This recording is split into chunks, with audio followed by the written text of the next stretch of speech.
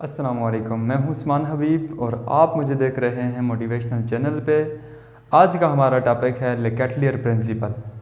बहुत ही important topic है examination point of view से। ले कैटलियर प्रिंसिपल होता क्या है और ले कैटलियर प्रिंसिपल की इंडस्ट्रीज़ में क्या एप्लीकेशन है।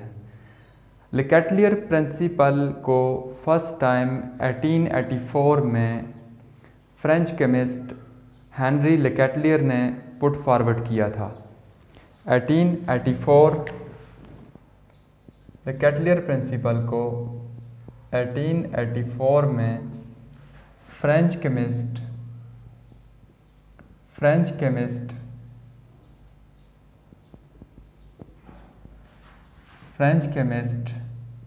Henry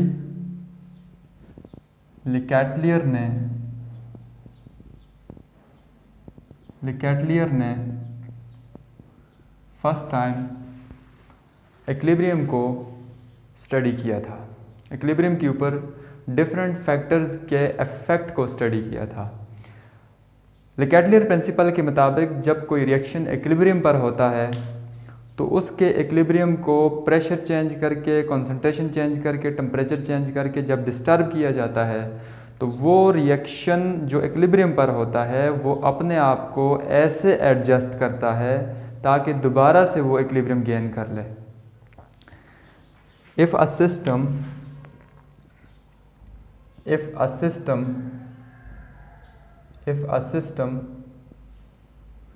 is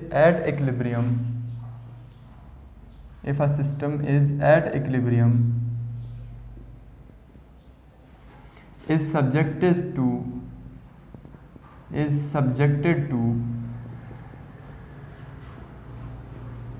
stress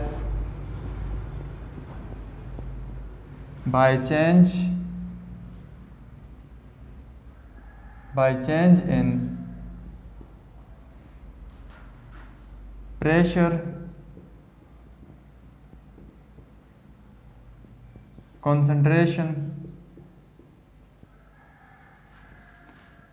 or temperature,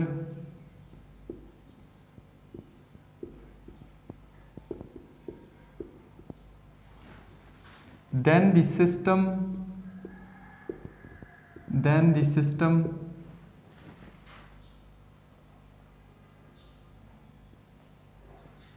tends to adjust itself to minimize the effect of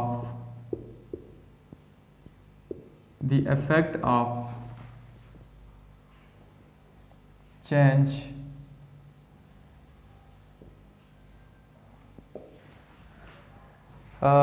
जब कभी भी हमारे माइंड में स्ट्रेस आता है तो हमारा माइंड नॉर्मल पोजीशन से हट जाता है।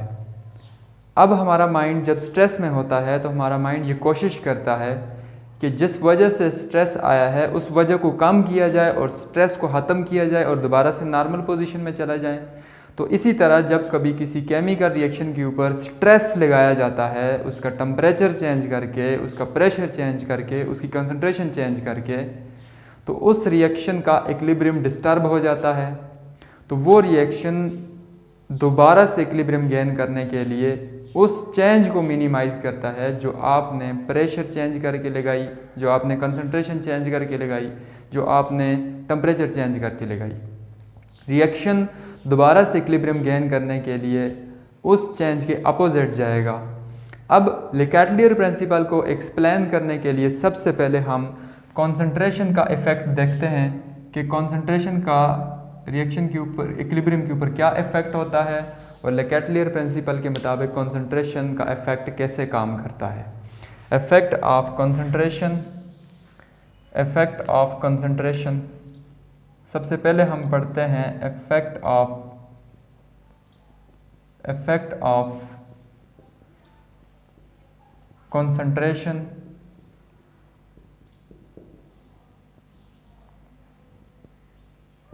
जब कभी भी कोई रिएक्शन इक्विलिब्रियम पर होता है तो उसकी कॉन्सेंट्रेशन को चेंज करने से उसका इक्विलिब्रियम डिस्टर्ब हो जाता है। तो वो रिएक्शन अपना इक्विलिब्रियम दोबारा लाने के लिए अपनी डायरेक्शंस को एडजस्ट करता है ताकि इक्विलिब्रियम दोबारा से आ जाए। तो जब हम रिएक्टेंट या प्रोडक्ट की कंसंट्रेशन चेंज करेंगे तो हम रिएक्शन की डायरेक्शन की बात करेंगे। Direction of reaction, direction of reaction, direction of reaction with the help of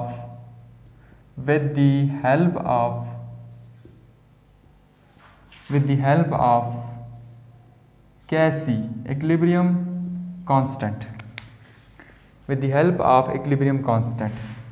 Cauchy equilibrium constant की मदद से हम केमिकल रिएक्शन की डायरेक्शन को कैसे प्रेडिक्ट करते हैं जब कभी भी रिएक्टेंट की कंसंट्रेशन और प्रोडक्ट की कंसंट्रेशन को चेंज किया जाता है, और ले कैटलियर प्रिंसिपल इसके ऊपर कैसे वर्क करता है। सपोज करते हैं कि हमारे पास एक रिएक्शन है जिसमें रिएक्टेंट कन्वर्ट हो रहा है प्रोडक्ट के अंदर, और ये रिएक्शन इक्विलिब्रियम पर है।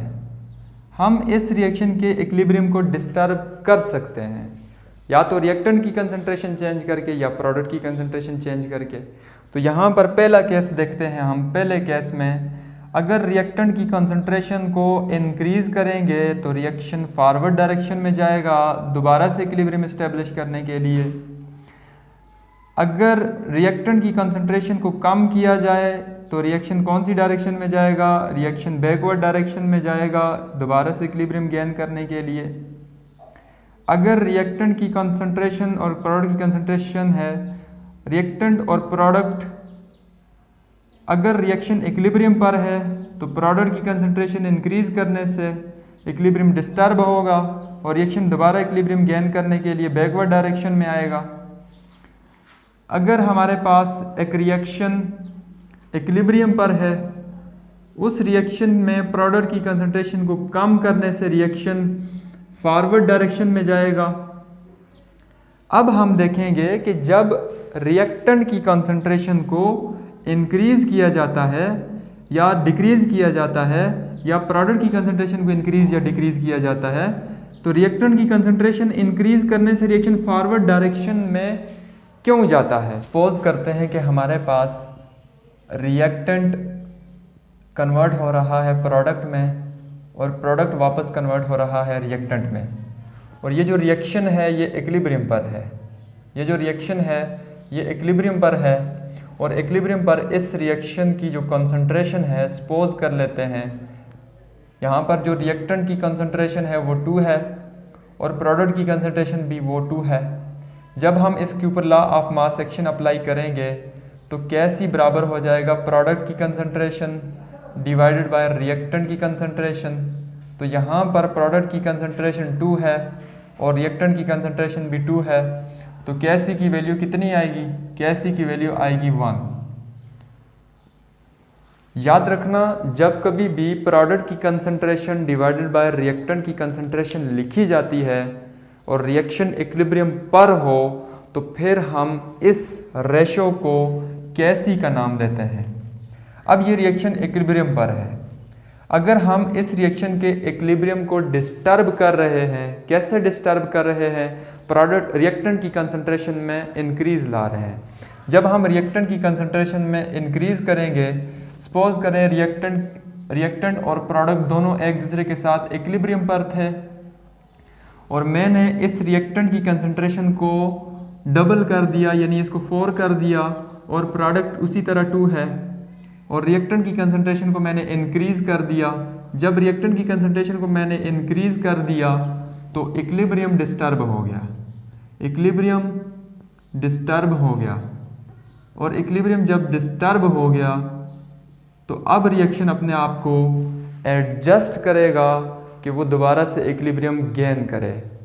अब रिएक्टेंट की कंसंट्रेशन 4 है, प्रोडक्ट की कंसंट्रेशन 2 है और रिएक्शन इक्विलिब्रियम पर नहीं है। जब रिएक्शन इक्विलिब्रियम पर ना हो तो प्रोडक्ट की कंसंट्रेशन डिवाइडेड बाय रिएक्टेंट की जो कंसंट्रेशन होती है, इसको कैसी नहीं बोलते बल्कि इसको क्यूसी बोलते हैं। क्यूसी किसको रिप्रेजेंट करता है? QC का मतलब होता है रिएक्शन कोशेंट। QC का मतलब होता है reaction quotient. Reaction quotient. QC is called as reaction quotient. Reaction quotient क्या होता है? जब कोई भी रिवर्सिबल रिएक्शन इक्विलिब्रियम पर ना हो तो उसकी कंसंट्रेशन का जो रेशो होता है वो QC के बराबर होता है। The ratio of product divided by concentration of reactant when reaction is not at equilibrium is called as reaction quotient. अब यहाँ पर रिएक्शन इक्विलिब्रियम पर नहीं है तो इस वजह से अब 2 डिवाइडेड बाय 4 लिखेंगे, क्योंकि प्रोडक्ट की कंसंट्रेशन 2 है, रिएक्टेंट की कंसंट्रेशन 4 है, तो हमारे पास जो आंसर आएगा वो आएगा 0.5। अब क्योंकि जो प्रोडक्ट डिवाइडेड बाय रिएक्टेंट की कंसंट्रेशन है वो 0.5 आई है, 1 नहीं आई, इसलिए ये रिएक्शन इक्विलिब्रियम पर नहीं है। ये रिएक्शन क्यों इक्विलिब्रियम पर नहीं है? क्योंकि QC की वैल्यू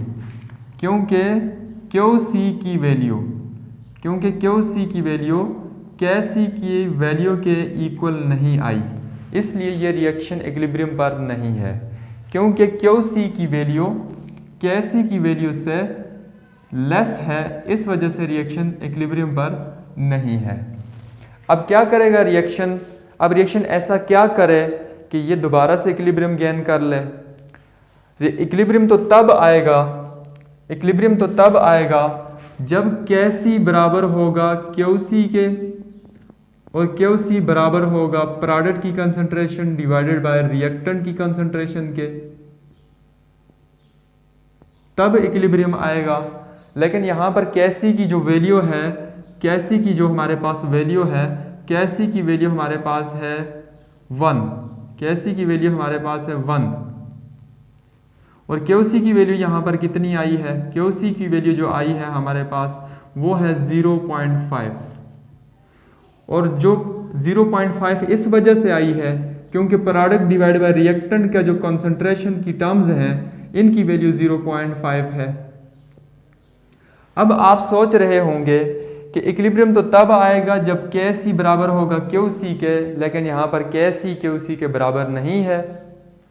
तो अब क्या KC की वैल्यू को कम होके QC की वैल्यू के बराबर होना पड़ेगा या QC को इंक्रीज होकर 1 के बराबर होना पड़ेगा?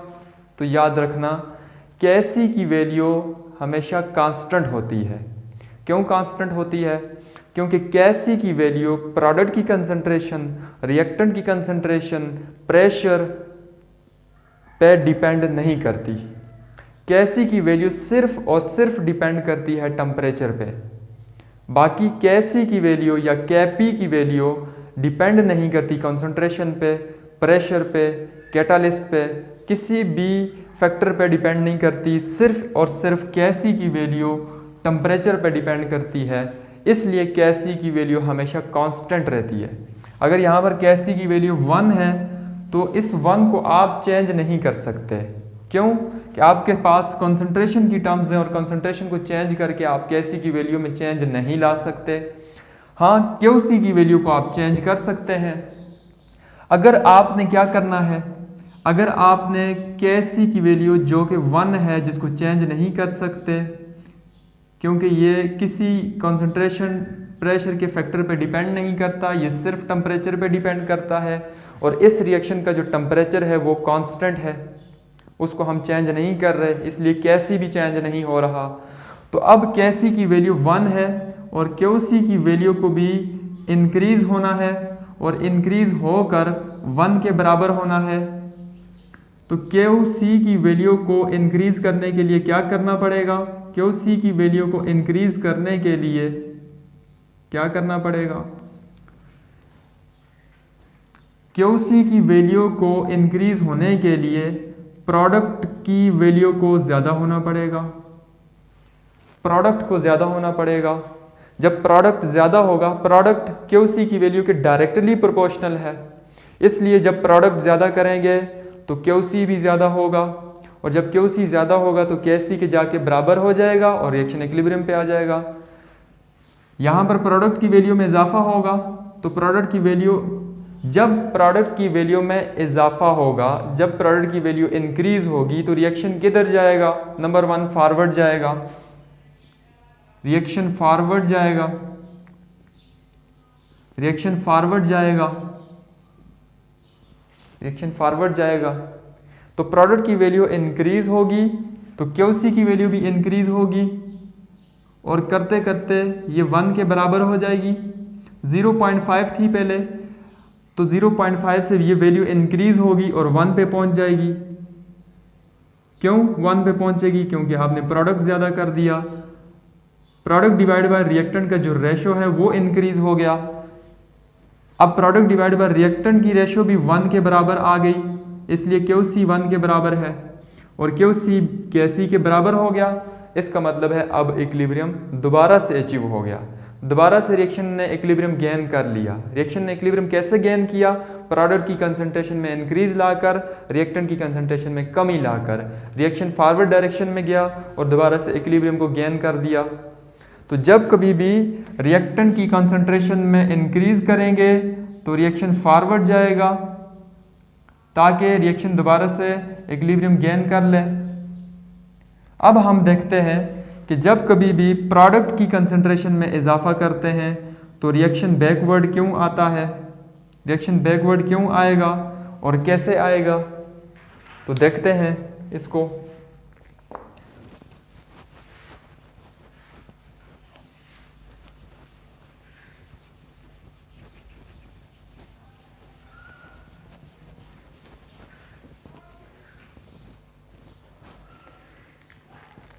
सपोज करते हैं हमारे पास रिएक्टेंट है और प्रोडक्ट है।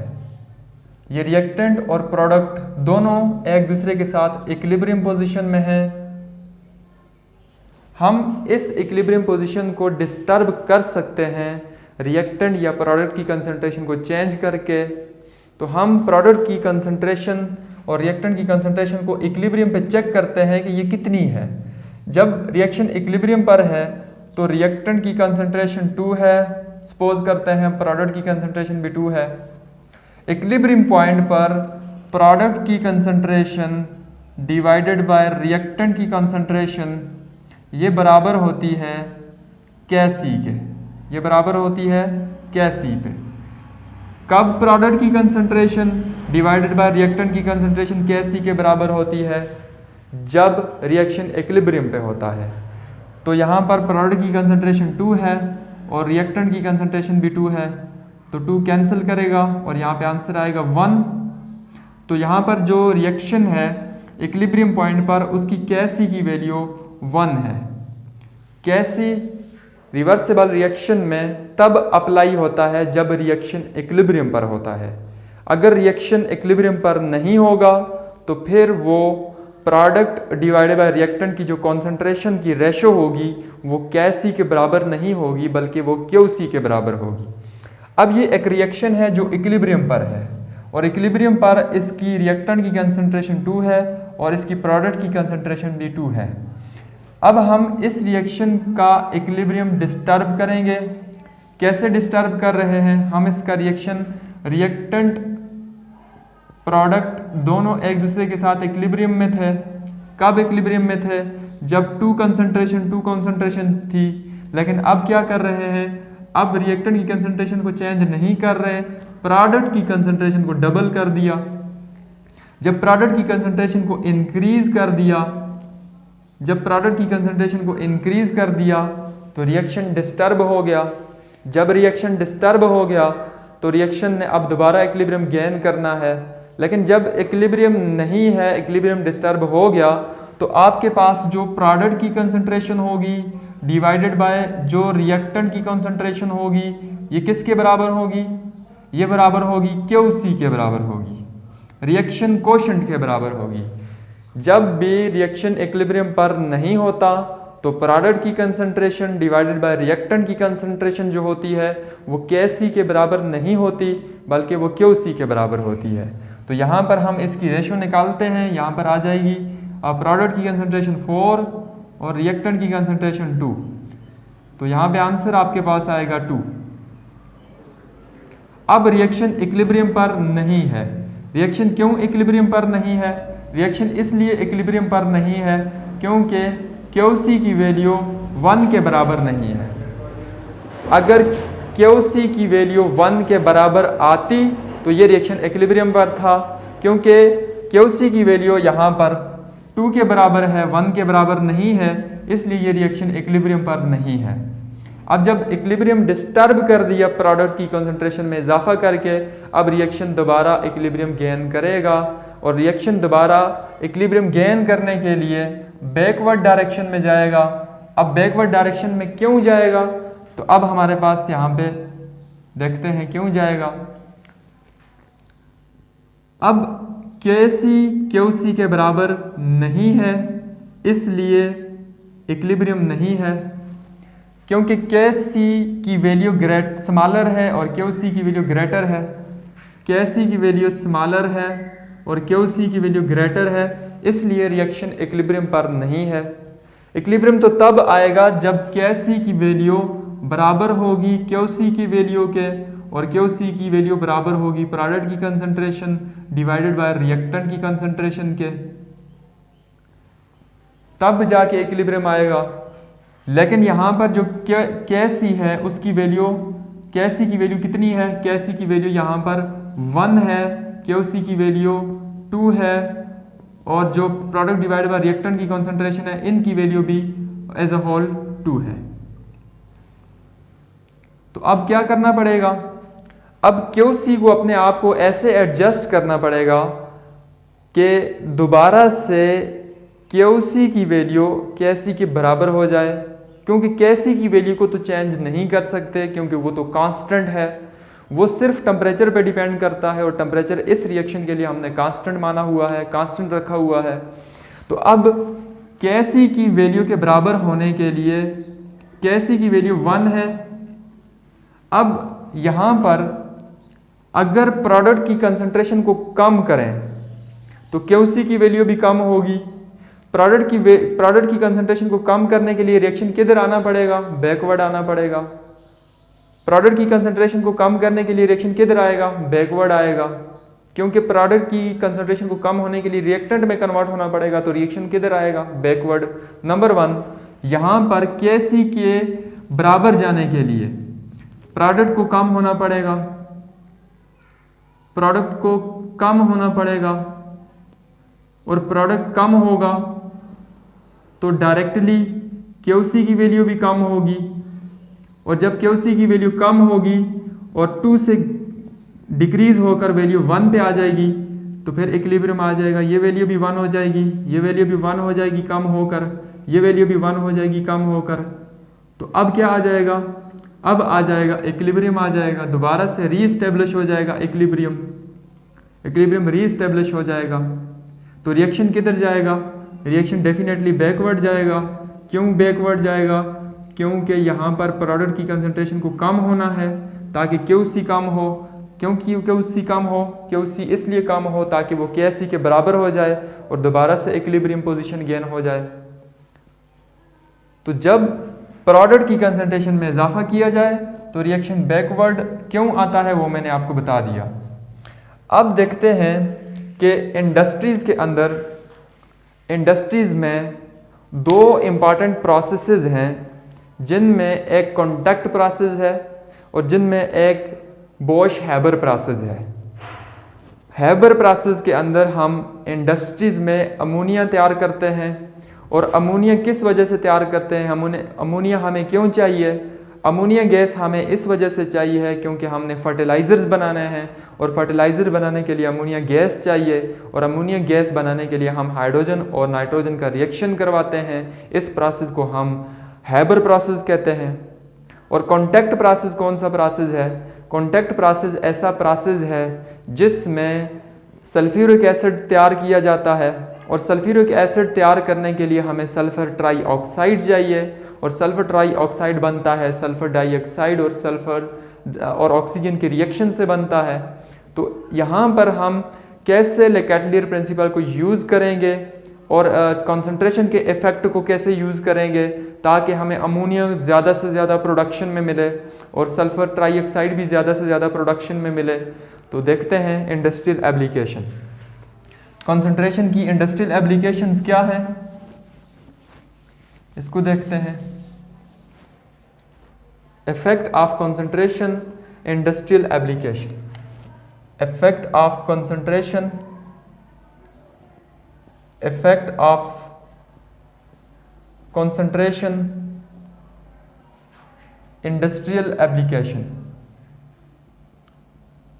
Industrial application.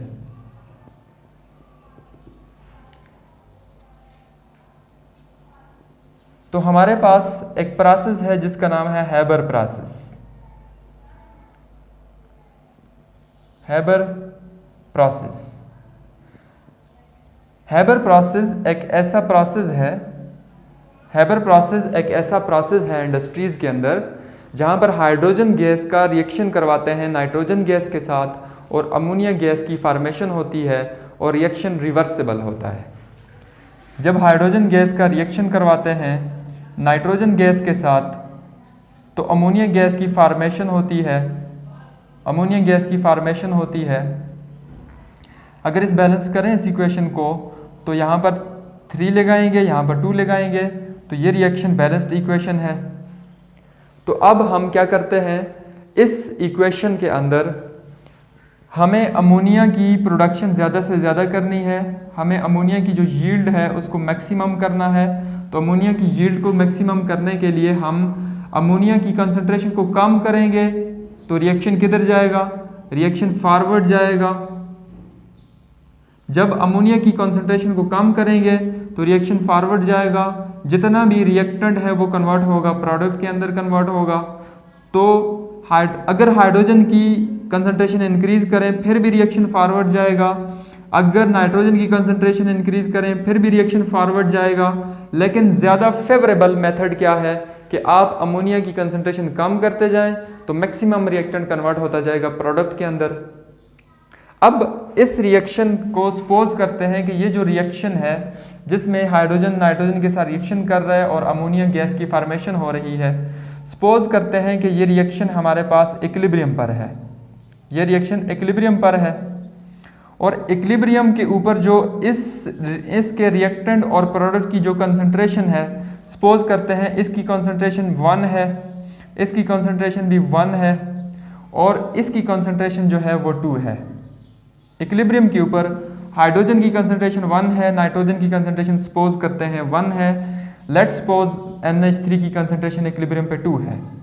तो इक्विलिब्रियम के पॉइंट के ऊपर जब हम Kc निकालेंगे तो प्रोडक्ट की कंसंट्रेशन डिवाइडेड बाय रिएक्टेंट की कंसंट्रेशन लिखेंगे। तो हम लिखेंगे Kc is equal to 2 divided by 2, ऊपर प्रोडक्ट की कंसंट्रेशन 2 है और नीचे रिएक्टेंट की कंसंट्रेशन 1 मल्टीप्लाई बाय 1 है। तो इसका मतलब ये हुआ कि इसका जो आंसर है वो 2 है। Kc कब निकालते हैं, जब कोई रिएक्शन इक्विलिब्रियम पर हो तो उसकी प्रोडक्ट की कंसंट्रेशन डिवाइडेड बाय रिएक्टेंट की कंसंट्रेशन को Kc बोलते हैं और ये रिएक्शन इक्विलिब्रियम पर है और इसकी Kc की वैल्यू 2 के बराबर है, इसकी Kc की वैल्यू 2 के बराबर है। सपोज कर लेते हैं इसकी Kc की वैल्यू 2 के बराबर है। अब हम इसके इक्विलिब्रियम को डिस्टर्ब करने जा रहे हैं। कैसे डिस्टर्ब करेंगे इसके इक्विलिब्रियम को, इसके इक्विलिब्रियम को डिस्टर्ब कर रहे हैं अमोनिया की कंसंट्रेशन को कम करके, यानी प्रोडक्ट की कंसंट्रेशन को कम करके। जब इसकी इक्विलिब्रियम को डिस्टर्ब करेंगे, इक्विलिब्रियम को डिस्टर्ब करेंगे, कैसे डिस्टर्ब करेंगे, हाइड्रोजन की कंसंट्रेशन उसी तरह 1 है, नाइट्रोजन की कंसंट्रेशन उसी तरह 1 है, लेकिन अमोनिया की कंसंट्रेशन को हमने क्या कर दिया, कम कर दिया और कितने के बराबर ला के रखा, 1 के बराबर ला के रख दिया। अब क्या करेंगे, अब आपके पास रिएक्टेंट की कंसंट्रेशन 1 और 1 है, 1 + 1 है और जो प्रोडक्ट की कंसंट्रेशन है वो 1 है। तो यहाँ से प्रोडक्ट की कंसंट्रेशन डिवाइडेड बाय रिएक्टेंट की कंसंट्रेशन, जब रिएक्शन इक्विलिब्रियम पर नहीं होता तो उस वक्त प्रोडक्ट की कंसंट्रेशन डिवाइडेड बाय रिएक्टेंट की कंसंट्रेशन को QC बोला जाता है, KC नहीं बोला जाता। इसको रिएक्शन कोशेंट बोला जाता है, जो इक्विलिब्रियम पॉइंट पे कंसंट्रेशन की वैल्यू नहीं देता। तो यहाँ पर प्रोडक्ट की कंसंट्रेशन भी 1 है और जो रिएक्टेंट की कंसंट्रेशन है वो भी 1 मल्टीप्लाई बाय 1 है। तो इसका मतलब ये हुआ कि यहाँ पर QC की वैल्यू आ गई है 1। क्योंकि QC की वैल्यू 1 के बराबर आई है, 2 के बराबर नहीं आई, इसलिए ये रिएक्शन इक्विलिब्रियम पर नहीं है, इसका इक्विलिब्रियम डिस्टर्ब हो चुका है। क्यों डिस्टर्ब हुआ? आपने प्रोडक्ट की वैल्यू को क्या कर दिया? कम कर दिया। कितना कम किया? पहले प्रोडक्ट की वैल्यू 2 थी, अब प्रोडक्ट की वैल्यू कितनी है? 1 है। तो आपने प्रोडक्ट की जो कंसंट्रेशन है उसको क्या कर दिया? कम कर दिया। अब रिएक्शन किधर जाएगा कि दोबारा से इक्विलिब्रियम एस्टेब्लिश हो जाए उसका? तो इक्विलिब्रियम तो तब एस्टेब्लिश होगा जब KC बराबर होगा QC के। इक्विलिब्रियम कब एस्टेब्लिश होगा? इक्विलिब्रियम कब एस्टेब्लिश हो सकता है? इक्विलिब्रियम तो तब एस्टेब्लिश हो सकता है जब KC बराबर होगा QC के बराबर होगा।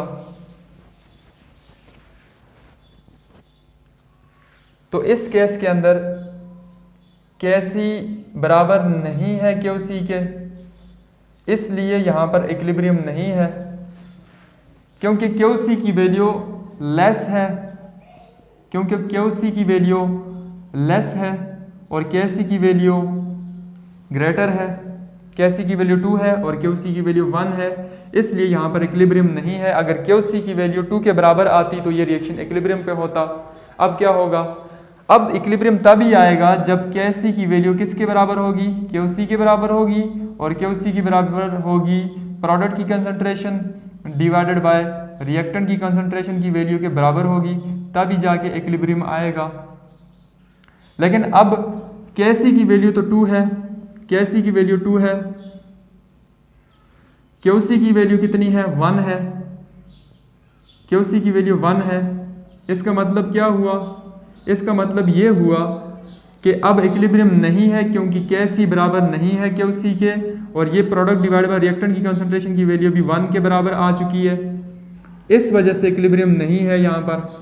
अब रिएक्शन को क्या करना पड़ेगा?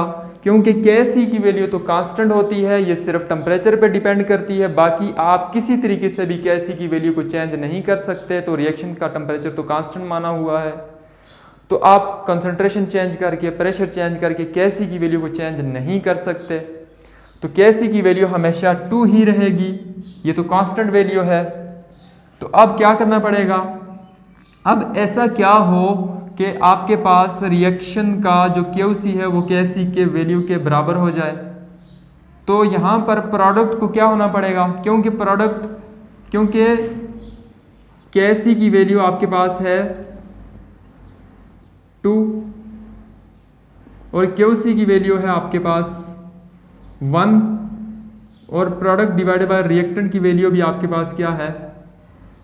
1। अब प्रोडक्ट की कंसंट्रेशन अगर ज़्यादा होनी शुरू हो जाए, तो प्रोडक्ट की कंसंट्रेशन ज़्यादा होने से रिएक्शन किधर जाएगा? फॉरवर्ड जाएगा। तो रिएक्शन फॉरवर्ड जाएगा। जब रिएक्शन फॉरवर्ड जाएगा तो फॉरवर्ड जाएगा रिएक्शन, तो मैक्सिमम अमोनिया की फॉर्मेशन होती जाएगी। जब प्रोडक्ट की कंसंट्रेशन को ज़्यादा होना पड़ेगा तो प्रोडक्ट की कंसंट्रेशन ज़्यादा होगी तो QC की वैल्यू भी ज़्यादा होगी, और QC की वैल्यू भी ज़्यादा होगी तो ये वैल्यू इंक्रीज होकर ये 2 के बराबर चली जाएंगी, और ये वैल्यू भी 2 के बराबर हो जाएगी। क्यों? क्योंकि प्रोडक्ट की कंसंट्रेशन में इजाफा हुआ। प्रोडक्ट की कंसंट्रेशन का मतलब अमोनिया की कंसंट्रेशन में इजाफा हुआ, क्योंकि यहाँ पर प्रोडक्ट क्या है हमारे पास? अमोनिया है। तो अमोनिया की कंसंट्रेशन में इजाफा हुआ तो ज़्यादा से ज़्यादा अमोनिया यील्ड बनेगी, और यहाँ पर रिएक्शन किधर जाएगा?